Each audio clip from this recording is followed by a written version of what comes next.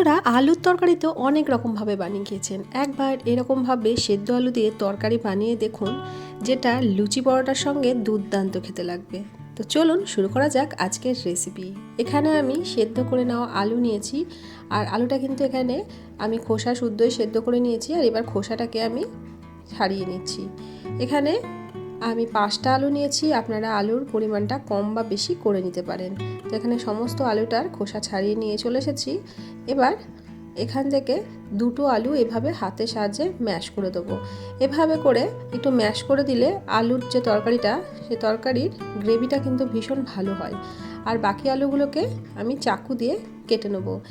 বন্ধুরা, এই ঝাল ঝাল করে আলুর তরকারিটা এতটা টেস্টি হয়, লুচি পরোটা সঙ্গে তো দারুণ লাগে, ভাতের সঙ্গেও কিন্তু খেতে মন্দ লাগে না। আবার যারা একটু মুড়ি ভালোবাসেন, এই আলুর তরকারি দিয়েই কিন্তু এক থালা মুড়িও খাওয়া হয়ে যাবে। তো এখানে দেখুন সমস্ত আলুগুলোকে আমি এভাবে একটু মোটা মোটা করে কেটে নিচ্ছি। খুব কিন্তু কুচি কুচি করে কাটছি না, এরকমভাবে আমি আলুটা কেটে নিয়েছি। তো আপনারা আপনাদের পছন্দ মতো ছোটো বড়ো করে কেটে নিতে পারেন। এখানে একটা মশলা বানিয়ে নেবো। এর জন্য নিয়েছি আধখানা টমেটো, দিচ্ছি খুব সামান্য একটু আদা, আর দিচ্ছি এখানে ঝাল অনুপাতে কাঁচা লঙ্কা। আমি 2টো কাঁচা লঙ্কা দিয়েছি, কারণ কাঁচা লঙ্কাটা বেশ ঝাল। আর দিয়ে দিচ্ছি 1 চামচ সাদা তিল।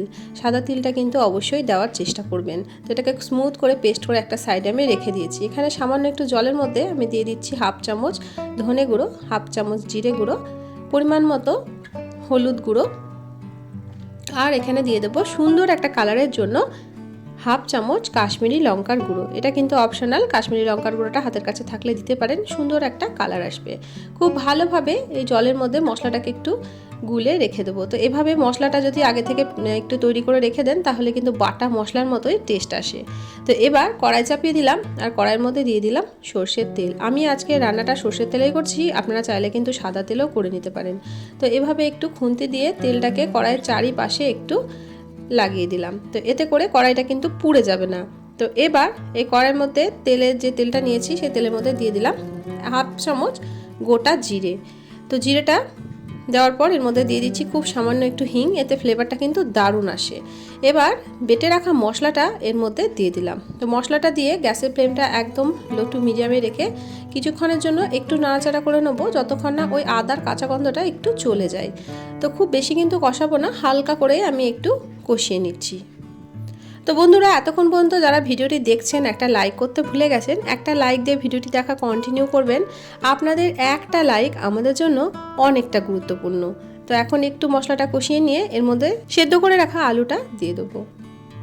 তো আলুটা দিয়ে আবারও কিছুক্ষণের জন্য এই মশলার মধ্যে আলুটাকে কষিয়ে নিতে হবে। এভাবে সেদ্ধ করে রান্না করার জন্য এই তরকারিটা বানাতেও খুব কম সময় লাগে। আলুটা সেদ্ধ করতে যতটুকুনি সময় লাগে, তরকারিটা করতে কিন্তু একদমই সময় লাগবে না। 3 থেকে 4 মিনিটের মধ্যে কিন্তু আলু সেদ্ধ করা থাকলে তরকারিটা হয়ে যাবে। তো এবার যে মশলাটা আমরা জলের মধ্যে গুলে রেখেছিলাম, সেই মশলাটাও এর মধ্যে দিয়ে দিলাম, আর দিয়ে দিলাম মশলার বাটি ধোয়া সামান্য একটু জল। তো এবার আবারও ভালো করে একটু কষিয়ে নিতে হবে।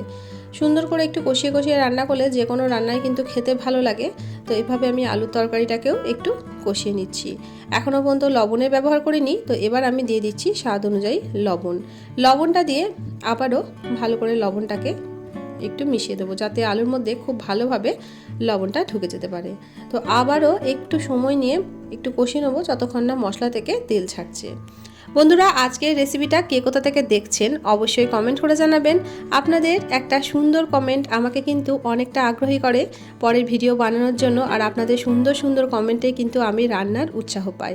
আর আপনাদের কমেন্টগুলো পড়তে আমার কিন্তু ভীষণ ভালো লাগে। চ্যানেলে নতুন বন্ধু হয়ে থাকলে চ্যানেলটি সাবস্ক্রাইব করে পাশে থাকার অনুরোধ রইল।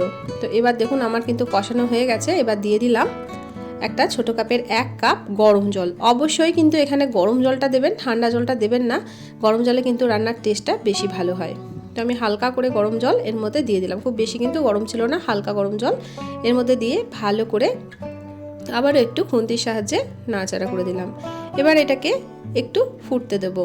তো এবার আমি এর ওপর থেকে 2টো চেরা কাঁচা লঙ্কা দিয়ে দিচ্ছি। চেরা কাঁচা লঙ্কার স্বাদটা কিন্তু ভীষণ ভালো আসে।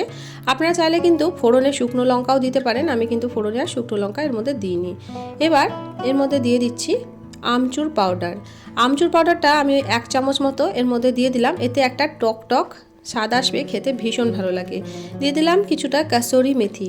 কাসুরি মেথির পরিবর্তে আপনারা কিন্তু এখানে ধনেপাতা কুচিরও ব্যবহার করতে পারেন। কাসুরি মেথিটা দিয়ে আবারও ভালো করে একটু নাড়াচাড়া করে দিচ্ছি। আমচুর পাউডারের পরিবর্তে আপনারা এখানে চাট মশলারও ব্যবহার করতে পারেন, তাতেও কিন্তু ভীষণ ভালো আসে। এখন কিন্তু রেসিপিটা প্রায় শেষের দিকে, সব শেষে হাফ চামচ এর মধ্যে আমি দিয়ে দেবো ভাজা জিরের গুঁড়ো। যদি আপনাদের হাতের কাছে থাকে অবশ্যই করে দিতে পারেন, না থাকলে কোনো ব্যাপার না। তো ভাজা জিরের গুঁড়োটা দিয়ে আবারও ভালো করে একটু নাড়াচাড়া করে গ্যাসের ফ্লেমটা আমি কিন্তু বন্ধ করে দিয়েছি। এখন কিন্তু এই তরকারিটা একদমই রেডি। দোকানে যেমন লুচির সঙ্গে যে তরকারিটা দেয় সেই রকমই কিন্তু একই রকম স্বাদ পাবেন এই তরকারিটায়। একবার হলেও কিন্তু রেসিপিটা ট্রাই করে দেখতে পারেন। দেখতে যতটা সুন্দর হয়েছে, খেতেও কিন্তু হয়েছিল দুর্দান্ত, আর বানানো ভীষণ সহজ, ঝটপট করে তৈরি হয়ে যায়। তো বন্ধুরা, আজকের আলুর তরকারি রেসিপিটা আপনাদের একটুও ভালো লেগে থাকলে আমার চ্যানেলটি সাবস্ক্রাইব করে পাশে থাকার অনুরোধ রইল।